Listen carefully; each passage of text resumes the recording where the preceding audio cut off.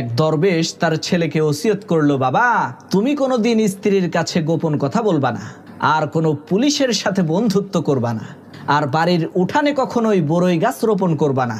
দরবেশের ইন্তেকালের অনেক দিন পর সেই ছেলেটা চিন্তা করলো, আচ্ছা আমার বাবা কেন এই তিনটা জিনিস করতে আমাকে নিষেধ করলো, সেই বিষয়টা তো আমি বুঝতে পারলাম না, এর মধ্যে কি রহস্য লুকিয়ে আছে আমাকে একটু চেক করে দেখতে হবে। যে কথা সেই কাজ।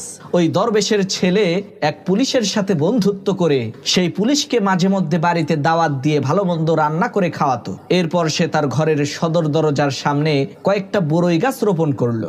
এরপর সে বাজার থেকে বড় একটা ডাব আর একটা গামছা কিনে সেই ডাবটাকে গামছার মধ্যে দিয়ে একটু লাল রং লাগিয়ে রাতের বেলায় তার স্ত্রীর কাছে এসে বলল, এই আমি তো একটা মানুষকে মার্ডার করে ফেলেছি, এই যে দেখো ওর মাথা নিয়ে এসেছি, এখন আমার সাহায্য প্রয়োজন, তুমি আমাকে একটু সাহায্য করো। তো তারা স্বামী স্ত্রী দুইজন মিলে